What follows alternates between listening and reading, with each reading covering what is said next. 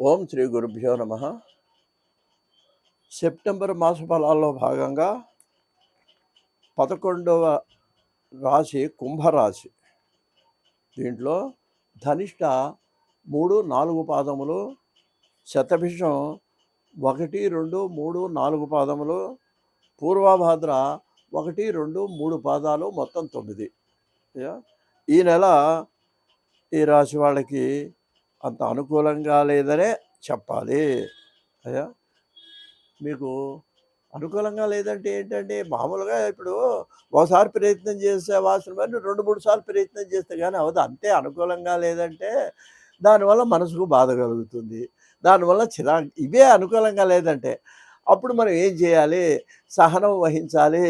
ఎవరి మీద ఒక్కోసారి చూడండి, మనం చేసిన తప్పుదనం కూడా ఎదుటివాడు ఏదో చేయి జారిపడి పడిపోయిందనుకో, వీడు యజమాని పెద్దాడు కదా, అందుకని వాడు నీ మూలాన అయింది, ఎవరు పెట్టారు ఇక్కడ ఈ వస్తువు అంటుంటాడు. అంటే ఏంటి? తను చేసిన తప్పిదాన్ని కూడా ఎదుటివాడి మీద రుద్దటానికి ప్రయత్నం చేస్తాం. ఇది మానవ స్వభావం అండి. అది కరెక్ట్ కాదండి. ఏదన్నా ఉన్నప్పుడు మీ వల్లే జరిగింది, నేనే కారణం అనుకోవాలి. అది సహనాన్ని వహించాలండి. అందువలన ఈ పనుల్లో ఏమైతే ఆటంకాలు కలిగే అవకాశం ఉంది. అవ్వదు. ఒకసారి 2, 3 ప్రయత్నాలు చేస్తే కానీ అవ్వదు. మరి వృత్తి వ్యాపారాల్లో కూడా మీకు ఇబ్బంది కలిగే అవకాశం కనిపిస్తుంది. అప్పుడు మీరేం చేయాలి? సహనాన్ని వహించాలి. అయ్యా సహనం వహించకపోతే ఏమవుతుంది? కుటుంబ సభ్యులతో చికాకులు వస్తాయి. ఇంతగా చెప్పారు కదండి. ఎవరి మీదనో కేకలేస్తే ఊరుకుంటారు. ఊరుకుంటారంటే భార్య పిల్లలు ఊరుకుంటారు, కానీ వాళ్ళు మొహం చిట్లించుకుంటారు, మనతో ప్రేమగా మాట్లాడరు. అప్పుడు మళ్ళీ మనకు చిరాకే కదా. అందువల్ల ఆ చిరాకు తర్వాత పడే బదులు ముందే మనం సహనాన్ని వహిస్తే మన వరకే మనం బాధపడతాం, ఎదుటి వాళ్ళని బాధ పెట్టాం. ఇదండి సంయమనం పాటించాలి. ఓర్పు వహించడం అనేది ఈ రాశి వాళ్ళకి ఈ నెలలో ప్రధానంగా మీరు పాటించాలి. అయ్యా అంత మాత్రాన మీరేం పెద్దానికి భయపడాల్సిన అవసరం లేదు. మీరు దైవారాధన, ఇష్టదైవారాధన చేయండి. ఆ భగవంతుడు మీకు రక్షణగా నిలబడతాడు. ముఖ్యంగా ఇది గణపతి నవరాత్రుల యొక్క ఇది కాబట్టి గణపతి ఆరాధన మీకు సర్వవిధాల శ్రేయస్కరంగా మీకు శుభాన్ని ఇస్తుందండి. అయ్యా మీరు కొంచెం శారీరకంగా కూడా శ్రమ పడాల్సి వస్తుంది పనులకి. అకాల భోజనం కూడా మీకు చేయాల్సి వస్తుంది. దానివల్ల భోజనం ఎప్పుడైతే వెళ్ళకి చేయలే ఏమవుతుంది?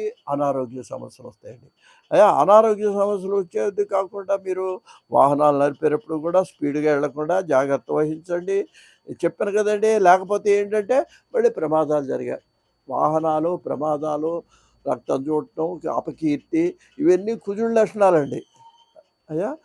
మంగళవారం నాడు కుజ ధ్యానం చేసుకోండి. స్పెక్యులేషన్ మిశ్రమంగా ఉంటుంది. ఖర్చుల విషయంలో పొదుపు పాటించండి. లేకపోతే మళ్ళీ మీరు అప్పు చేయాల్సి వస్తుంది. మామూలుగా అయితే మీ ఆదాయం మీకు సరిపోతుంది. కొంచెం ఏదో గొప్పలకు పోయినారనుకోండి, మీరు మళ్ళీ రుణాలు చేయాల్సి వస్తుంది. దానివల్ల మళ్ళీ మనశ్శాంతి. ప్రతిదీ మనశ్శాంతి అండి. మనశ్శాంతి ఏంటి అంటే ఆరోగ్యం బాగుండాలి, ఆదాయం బాగుండాలి, బంధుమిత్రులతో ఇప్పుడే మనకు మనశ్శాంతి లభిస్తుంది. వీటిల్లో ఏది లోపించినా మనకు మనశ్శాంతి లోపిస్తుంది. వీటన్నిటికీ మార్గం ఏంటంటే ఇష్టదైవారాధన. మన ఇష్టదేవతను ఆరాధించినట్లయితే అన్ని సమస్యలు మనకు సర్దుబాటు అవుతాయండి. ఈ రాశి వాళ్ళకి అదృష్ట సంఖ్య 8. భాద్రపద మాసం అంటే మనం సెప్టెంబర్ మాస ఫలాలని చెబుతున్నాం కదండి.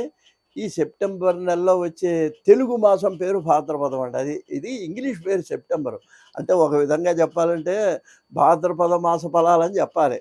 అలా చెబితే మీలో చాలామందికి అర్థం కాదు. ఆ అంటే అర్థం కాదంటే క్షమించండి, మీకు రాదని కాదు నేను అంటాం. ఇప్పుడు ఇవాళ ఉన్న పరిస్థితుల్లో చాలామందికి మనం ఇంగ్లీష్లో నెలలు చెప్పినట్టు తొందరగా తెలుగు నెలలు గుర్తుపెట్టుకోలేరు. అందువలన ఈ సెప్టెంబర్ నెల అంటే భాద్రపద మాసం. మరి భాద్రపద మాసం యొక్క పరిస్థితి ఏంటి, దీని విశేషాలు ఏంటో సంగ్రహంగా మీకు మనవి చేస్తాను.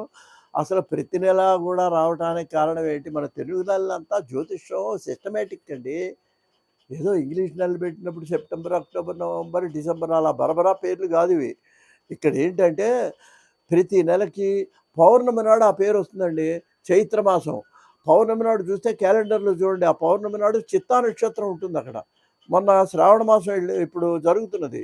తర్వాత భాద్రపదం వస్తుంది. ఈ శ్రావణ మాసంలో పౌర్ణమి నాడు ఏముంటుంది? శ్రవణ నక్షత్రం ఉంటుంది పౌర్ణమి నాడు. క్యాలెండర్లో చూడండి, సిస్టమేటిక్ అది మనది. జ్యోతిష్ శాస్త్రం ఎవరో కల్పించి రాసింది, అబద్ధాలు చెప్పేది కాదండి. అందువలన ఇప్పుడు పౌర్ణమి నాడు పూర్వభాద్ర నక్షత్రం ఉంటుంది కాబట్టి భాద్రపద మాసము, భద్రాన్ని కలిగించేది, గణపతి ఆరాధన చేసే మంత్రం, గణపతికి పూజలు చేసే మంత్రం భాద్రపద మాసము. అయ్యా 7వ తేదీన మనకు వినాయక చవితి వచ్చింది. వినాయక చవితి ఏంటి 7 నుంచి 10 రోజులు 15 రోజులు ఇంకా అలా పండగలు చేస్తూనే ఉంటారండి వాళ్ళ శక్తి కొద్దీ. 3 రోజులు 5 రోజులు వారం రోజులు ఇట్లా చేస్తుంటారు. ఇది ఉత్సాహంగా.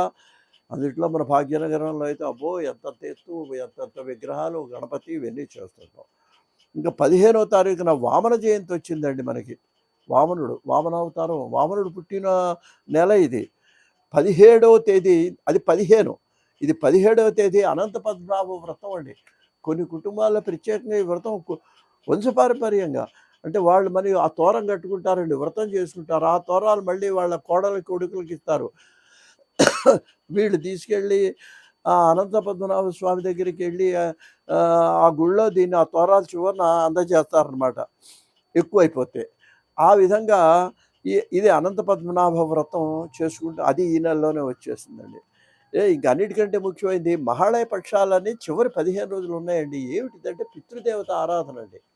అంటే ఏంటంటే ఈ నెలలో ఏదైనా కారణాల వల్ల ఆబ్దీకం పెట్టలేకపోయినారనుకోండి, అది ఏ తిథి వచ్చిందో చూసి, అదేదో పంచమం వచ్చిందనుకోండి, ఈ చివర అంటే పౌర్ణమి తర్వాత వచ్చే 15 రోజుల్లో పంచమం వస్తుంది కదండి, ఆ పంచమి నాడు బ్రాహ్మణుని పిలిచి దానికి ఆబ్దీకం పెట్టుకోవటము, పత్రాలు ఇచ్చుకొని చేస్తే అక్కడ ఆ పాపం పోయి వీళ్ళకి పితృదేవతలు సంతోషిస్తారట. మహాలయం అంటే ఏంటనమాట, ఇది మహాలయ పక్షాలు అనేది భాద్రపద మాసంలో సెప్టెంబర్లో మీకు 19వ మనకు తారీఖులు చెప్పాలి కాబట్టి 19 నుంచి అక్టోబర్ 2 వరకు వచ్చేది మహాళయ పక్షాలు అంటారండి, 15 రోజులు. ఇది పితృదేవత ఆరాధన. కనీసం అమావాస్య నాడైనా సరే బ్రాహ్మణులకి ఇంత మీకు ఇంట్లో భోజనం పెట్టేవాళ్ళు ఇంట్లో భోజనం పెట్టుకోండి, లేని వాళ్ళు దానం కొంచెం ఏదో బియ్యం కూరలు అవి ఇచ్చినట్లయితే దీనివలన ఈ మహాలయంలో పితృదేవతలు చాలా సంతోషపడతారు. మనం ఏం చేసినా వేసమెత్తు దానం చేసినా కూడా సంతోషపడతారండి. పితృదేవతలు సంతోషపడేదాన్ని మహాళయ పక్షాలు అంటారు. ఇంకా మీకు ముఖ్యంగా చెప్పుకోవాలంటే ఈ సెప్టెంబర్ నెల తెలుగులో చూస్తే భాద్రపద మాసం ఎంతోమంది గొప్పవాళ్ళు జన్మించిందండి. చాలా విచిత్రం ఇది. మొట్టమొదటి చెప్పుకుంటే సెప్టెంబర్ 5 ఉపాధ్యాయ దినోత్సవం అంటాం. అది ఉపాధ్యాయ దినోత్సవం ఎందుకు పెట్టారంటే సర్వేపల్లి రాధాకృష్ణ వైస్ ప్రెసిడెంట్ చేశాడు, ప్రెసిడెంట్ కూడా చేశాడు. అది సర్వేపల్లి రాధాకృష్ణ పండితుడి యొక్క జన్మదినం అండి అది సెప్టెంబర్ 5. నా అదృష్టం అని నా పుట్టినరోజు కూడా సెప్టెంబర్ 5 అయింది. ఇక తర్వాత సెప్టెంబర్ 10 మహాకవి విశ్వనాథ సత్యనారాయణ గారి జయంతి, అది ఈ భాద్రపద మాసంలోనే వచ్చిందండి. సెప్టెంబర్ 20 అక్కినేని మహానటుడు అక్కినేని నాగేశ్వరరావు గారి జయంతి. ఏమండి 21 గురజాడ అప్పారావు గారి జయంతి. ఏమండి 28 కవిత్వంలో అత్యద్భుతంగా రాశాడండి జాషువా మహాకవి. ఆయన్ను బతికిన కాలం ఎన్నో ఇబ్బందులు పెట్టారు, దరిద్రాన్ని అనుభవించాడు. అయినా సరే ఫిర్దౌసి, గబ్బిళ్ళు ఇట్లా ఎన్నో, అసలు ఆ పద్యాలు అద్భుతంగా ఉంటాయండి. ఆ పద్యాలు ఆయన రాసిన పద్యాలు. అటువంటి మహాకవి ఆయన జాషువా గారు పుట్టింది కూడా ఈ సెప్టెంబర్ నెల 28వ తేదీన.